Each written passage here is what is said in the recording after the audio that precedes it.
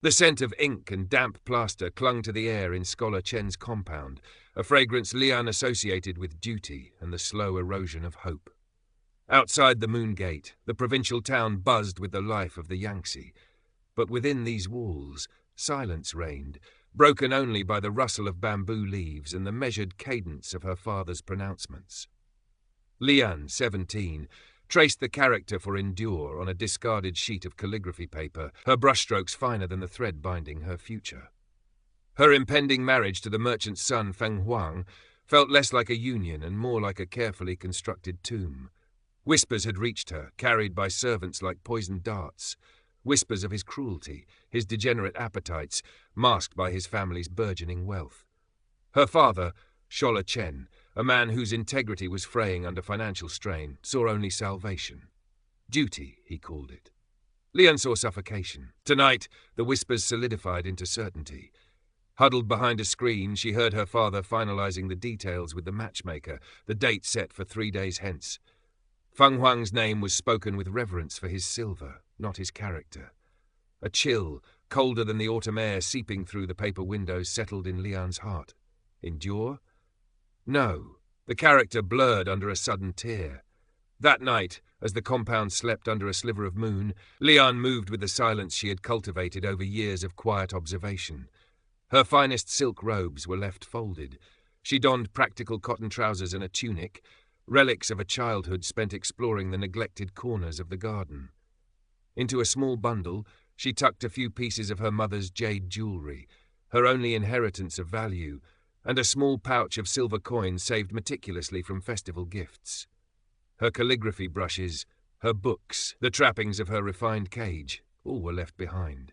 Only the instinct for survival, sharp and terrifyingly new, accompanied her as she slipped through a loose panel in the back wall, leaving the scent of ink and despair for the raw, unknown air of the world outside.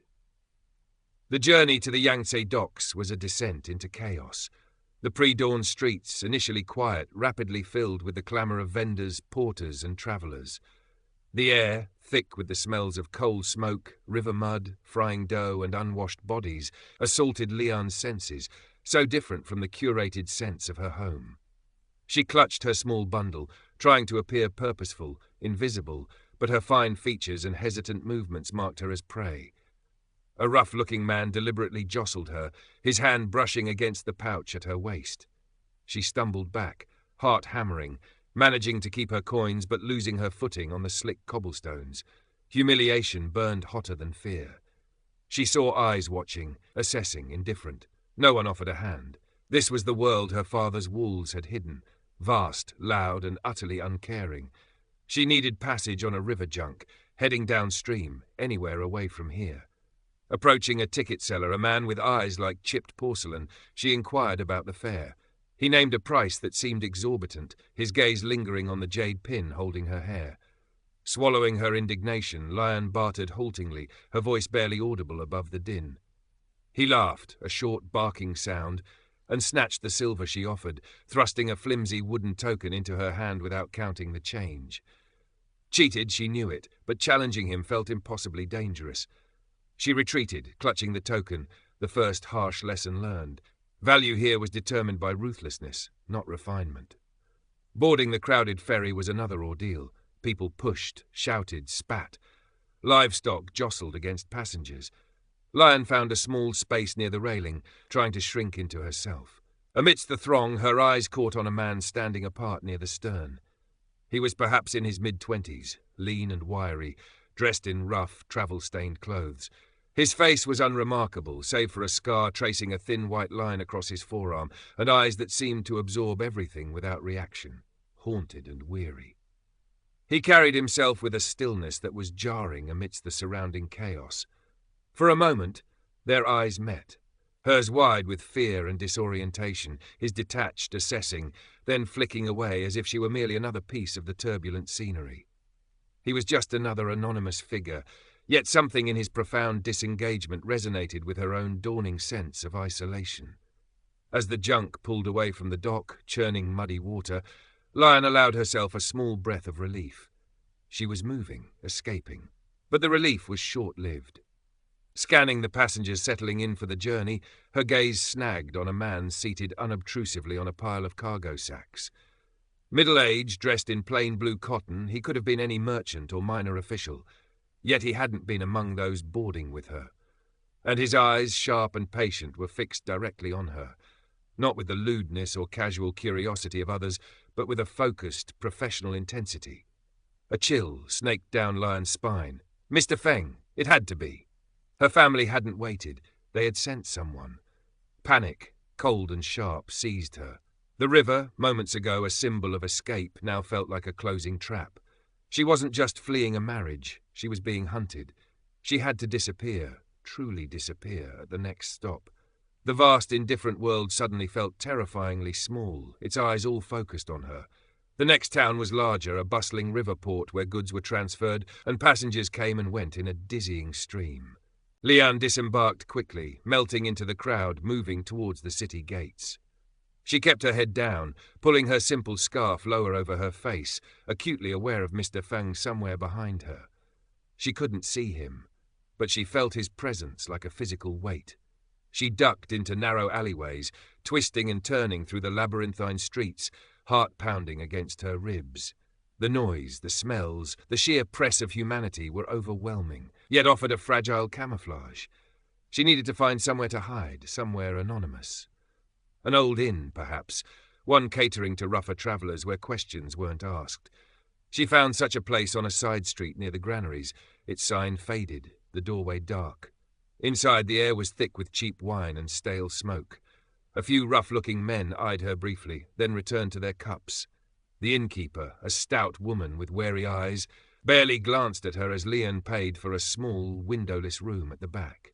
Safety was an illusion, she knew, but exhaustion was real. She barricaded the flimsy door with the room's only stool and collapsed onto the hard pallet, listening to the muffled sounds from the common room, every footstep outside her door a potential threat. Sleep offered no refuge, filled with fragmented images of her father's disappointed face and Mr. Feng's patient, watching eyes. Days blurred into a pattern of fearful transit.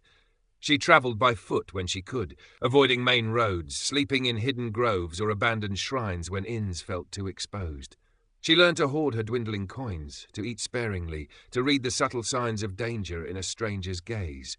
Her hands grew rough, her clothes stained, the delicate scholar's daughter hardening into a wary fugitive. The jade hairpin remained hidden, a reminder of a life that felt impossibly distant. Mr. Feng was relentless. Twice she spotted him, once inquiring at a ferry landing she had just left, another time visible across a crowded marketplace. He moved with quiet efficiency, his presence a constant, unnerving pressure. One afternoon, seeking shelter from a sudden, violent thunderstorm, Lian stumbled upon a dilapidated temple on a wooded hillside overlooking the river. Rain lashed down, turning the path to mud. The temple roof offered partial cover, water dripping through gaping holes onto the moss-covered flagstones. Inside, amidst crumbling statues and the scent of decay, a small fire flickered in a sheltered corner. And beside it, hunkered down against the damp chill, was the man from the ferry, Wei. He looked up as she entered, his expression unreadable, neither welcoming nor hostile. The same haunted stillness clung to him. Rain drummed on the roof tiles, amplifying the silence between them. Lian hesitated near the entrance, soaked and shivering, unsure whether this shared refuge was a blessing or another danger. Wei watched her, his eyes narrowed slightly. He recognized her, the frightened girl from the boat, now looking even more desperate, her thin clothes plastered to her skin. He saw the hunted look in her eyes, something that resonated with a familiar ache within him. He said nothing, merely shifted slightly, making a little more room near the meagre fire's warmth. It wasn't an invitation, more a grudging acknowledgement of shared misery. Lian, interpreting the gesture as permission, cautiously approached, huddling on the opposite side of the fire, pulling her wet tunic tighter around herself. The silence stretched, broken only by the storm and the crackle of twigs. She didn't know his name, his story, only that his presence felt marginally less threatening than the relentless pursuit behind her or the indifferent storm outside. For now, this crumbling sanctuary held two fugitives, bound by nothing more than circumstance and the driving rain. The storm raged through the night. Neither Leon nor Wei spoke much. He offered her a piece of dry flatbread from his pack, a gesture made without expression, which she accepted with a murmured thanks. The shared silence was thick with unspoken histories and immediate anxieties. Lion occasionally glanced at Wei, noticing the way his hand rested near a knife tucked into his belt, the way his eyes constantly scanned the temple entrance despite the downpour. He seemed coiled, perpetually alert, a man accustomed to expecting threats from any quarter. She wondered what ghosts haunted those weary eyes, what violence had etched the scar onto his arm. Later, as the fire died down to embers, Leanne drifted into an uneasy sleep. She woke abruptly to a muffled sound. Wei was asleep, or seemed to be, but his breathing was harsh, uneven. He muttered something indistinct, his body tense, hand gripping the hilt of his knife. A nightmare. Leanne watched him for a moment, a strange pang of empathy cutting through her own fear. This man, this stranger, was as haunted as she was, albeit by different demons. She looked away, feeding a few more twigs to the dying embers, offering a small anonymous act of comfort into the shared darkness. When dawn broke, the rain had subsided to a drizzle. The path down the hillside was treacherous. As Leon prepared to leave, Wei spoke, his voice raspy. "River's high. Ferry crossings will be watched." It wasn't advice, just a statement of fact, but it implied he knew or guessed she was avoiding attention. Leon nodded, unsure how to respond. He rose, kicking dirt over the last embers. "There's an old woodcutter's track," he said, gesturing vaguely upstream. "Follows the ridge, safer maybe." He didn't offer to accompany her, didn't wait for an answer, just shouldered his meagre pack and started walking towards the track, his stride economical and sure-footed, even on the slick ground. Leanne hesitated only a moment. Travelling alone felt increasingly perilous, and Mr. Feng would anticipate her heading for the next major crossing. This woodcutter's track, this suggestion from a haunted stranger, felt like the less dangerous option. She followed, keeping a careful distance behind Wei, their uneasy alliance solidifying through shared necessity rather than spoken agreement. They walked for hours, the forest damp and silent around them. Wei moved with a practiced efficiency, navigating the overgrown path, occasionally pausing to check their surroundings. Leanne struggled to keep up, her city-bred muscles aching, her thin shoes soaked, yet a grim determination kept her moving. She wouldn't be caught. That evening, they made camp in a small clearing. Wei snared a rabbit with surprising speed, skinning and cooking it over another small fire. He divided the meagre portion wordlessly. Eating the tough, smoky meat, Leanne felt a flicker of something other than fear, a primal sense of survival, a shared moment of sustenance in a hostile world. Later, as Wei cleaned his knife by the firelight, Leanne noticed faded characters tattooed crudely on the inside of his wrist, partially obscured by dirt and the scar. She couldn't quite make them out. He saw her looking and abruptly pulled his sleeve down, his expression shuttering. The fragile truce felt strained again. Days passed in a similar rhythm, travelling, scavenging for food, making cold camps, always moving, always wary. Feng's presence remained a palpable threat, though they didn't see him directly. Wei seemed to possess an instinct for avoiding trouble, guiding them away from villages that felt wrong, choosing routes that offered cover. Leanne, in turn, began to contribute in small ways. Her knowledge of herbs, learned from her mother, helped identify edible plants. Once, reading a faded inscription on a wayside shrine, she deciphered directions to a hidden spring when their water ran low. Wei acknowledged these contributions with curt nods, his silence gradually becoming less hostile, more companionable in its shared understanding of their precarious situation. One afternoon, resting by a stream, Leanne's foot slipped on a mossy rock. She cried out, falling awkwardly, twisting her ankle. Pain shot up her leg. Wei was beside her instantly, his movements swift and economical. He examined the swelling ankle with surprising gentleness, his rough fingers probing expertly. "Sprained," he pronounced curtly. He gathered broad leaves, mashed them into a poultice using stream water and a smooth stone, and bound her ankle tightly with strips torn from his own worn tunic. His touch was impersonal, efficient, yet the act itself felt intimate in its unexpected care. Leanne murmured her thanks, flustered by the proximity, by the debt she now owed him. He merely grunted, already scanning the surrounding woods again, his vigilance unwavering. They were forced to slow their pace. Leon leaned heavily on a sturdy branch Wei had fashioned into a crutch. The delay frayed their nerves, making them feel exposed. Feng would be gaining. That night, camped in a dense bamboo grove, the tension was thick. Wei was restless, pacing the small perimeter of their camp like a caged animal. Lian watched him, her own fear mirrored in his agitation. "Why are you running?" she asked softly, the question slipping out before she could stop it. Wei froze, turning to look at her, his eyes dark in the firelight.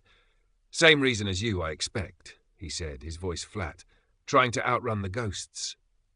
He didn't elaborate, turning back to stare into the darkness, leaving Lian with the weight of his words and the vastness of their shared, unspoken despair. They were two broken pieces, adrift in the wreckage of their former lives, clinging to a fragile raft of mutual necessity.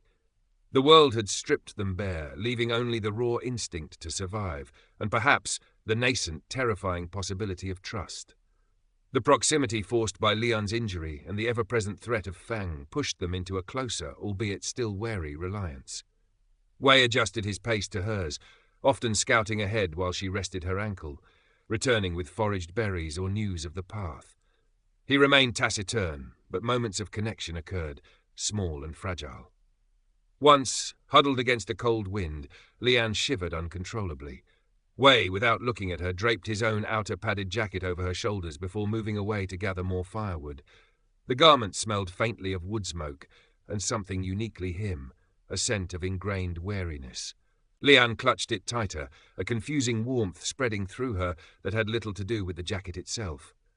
Another time, while resting, Lian idly sketched characters in the dirt with a twig, a line from a poem her mother loved. Wei paused, watching her hand. He murmured the next line, his voice low and rough, startlingly accurate. Lian looked up, surprised. A fleeting expression crossed his face, something akin to remembered pain, before vanishing behind his usual mask. "My village teacher," he mumbled by way of explanation, turning away abruptly. It was a tiny crack in his wall of detachment, revealing a past self buried under layers of cynicism and trauma. Their luck ran out at a ferry crossing over a smaller tributary of the Yangtze. It was a remote spot, just a rickety wooden pier and a lone ferryman poling a flat-bottomed boat. They needed to cross to reach the relative anonymity of the Wilder Hills beyond. As they negotiated the fare, a figure detached itself from the shade of a nearby willow tree. Mr. Feng. He moved towards them calmly, deliberately, a faint, almost regretful smile on his lips. There was no escape this time. The river was at their back, open ground on either side. "Mistress Chen," Feng said, his voice polite but firm, ignoring Wei entirely. "Your father is most anxious. Please come with me. No harm will come to you." His eyes, however, were cold, assessing Wei as a potential obstacle. Lian froze, her blood running cold. Her carefully constructed composure crumbled. Wei stepped slightly in front of her, his body language shifting from weary stillness to coiled tension. His hand rested casually near the knife at his belt. "She's not going," Wei stated, his voice quiet but carrying unmistakable finality. Feng's smile tightened. "This does not concern you, Wanderer. Stand aside." He took another step forward, reaching for Lian's arm. What happened next was a blur of desperate motion. Wei moved with startling speed, not drawing his knife immediately, but using his body weight and leverage honed by past conflict. He deflected Feng's grasp, shoving him hard off balance. Feng stumbled, surprised by the swift, decisive action. He recovered quickly, his professional calm replaced by anger, reaching inside his own tunic, likely for a weapon. Lian screamed, a raw sound of terror. Wei didn't hesitate. He lunged, not with the wide movements of a brawler, but with the brutal economy of someone trained to incapacitate. He struck Feng hard at the temple with the heel of his hand. Feng grunted, staggering back, eyes glazing over. Before he could fall, Wei grabbed him, using his momentum to spin him around and shove him violently towards the riverbank. Feng tumbled down the short, muddy incline, landing with a heavy splash in the shallow water near the edge. He lay still, half submerged, stunned or unconscious. The ferryman stared, mouth agape. Wei grabbed Lian's arm, pulling her towards the boat. "Go! Now!" he urged, his voice harsh with adrenaline. He shoved coins into the stunned ferryman's hand. "Other side! Quickly!" Lian stumbled onto the boat, her legs shaking uncontrollably. Wei pushed off from the pier, grabbing a pole to help the still dazed ferryman move the craft into the current. As they poled away, Lian looked back. Feng was beginning to stir, groaning, trying to sit up in the muddy water. He wasn't dead, but he was incapacitated, left behind. The violence, swift and decisive, hung in the air between them, another shared trauma binding them closer, even as it highlighted the brutal reality of their existence. Wei's intervention wasn't heroism, it was survival, a grim reflex born of a past he couldn't escape, now entangled with her present. They reached the far bank in silence, the ferryman eager to be rid of them. Wei hauled Lian onto the muddy shore, his grip tight on her arm until they were hidden in the reeds. Then he released her abruptly, turning away, breathing heavily. The adrenaline drained away, leaving behind a familiar hollowness, the metallic taste of past violence rising in his throat. Lian sank to the ground, wrapping her arms around herself, trembling not just from fear, but from the stark reality of what had happened. Wei hadn't killed Feng, but he had acted with a ruthlessness that both terrified and protected her. "We need to keep moving," Wei said after a long moment, his voice strained. He didn't look at her. Lian nodded numbly, struggling to her feet, leaning heavily on her makeshift crutch. They walked away from the river, plunging deeper into the wilder, less populated hills. The immediate threat of Feng was gone, but the confrontation had irrevocably changed the dynamic between them. The wall of Wei's detachment had been breached, not by words, but by action. He had chosen to protect her, tying his fate, however reluctantly, to hers. They walked until dusk fell, finding shelter in a shallow cave overhang. The silence was heavier than ever, filled with the unspoken weight of the riverbank encounter. Lian finally broke it, her voice barely a whisper. "Thank you." Wei didn't respond immediately. He stared into the gathering darkness, his profile etched against the fading light. "Don't thank me," he said finally, his voice low and gravelly. "I did what was necessary, for survival, mine as much as yours." He glanced at her, his eyes filled with a weariness that seemed ancient. "This world, it forces choices you don't want to make." Lian understood. His words echoed her own disillusionment, the shattering of the ideals she had been raised with. Duty, honor, propriety, they seemed like fragile illusions in the face of brute necessity. Here in the wilderness, stripped of societal roles, they were simply two damaged souls trying to endure. "Where do we go now?" she asked, the question encompassing more than just their physical direction. Wei looked out at the vast, indifferent landscape. "Away," he said simply, "away from the past, away from those who hunt us." He paused, then added, almost reluctantly, "Together, maybe, for a while." It wasn't a promise, barely even an offer, but it was more than either of them had had before. It was a recognition of their shared status as outcasts, finding a sliver of solace not in a destination, but in the bleak comfort of not facing the hostile world entirely alone. As darkness enveloped the hills, they sat in silence, two small figures against the immense backdrop of late Qing China's twilight, the uncertain path ahead their only shared horizon. The air grew cold, but near the small fire Wei had built, a fragile warmth flickered, a testament to the unexpected connection forged in the crucible of trauma and flight. Their journey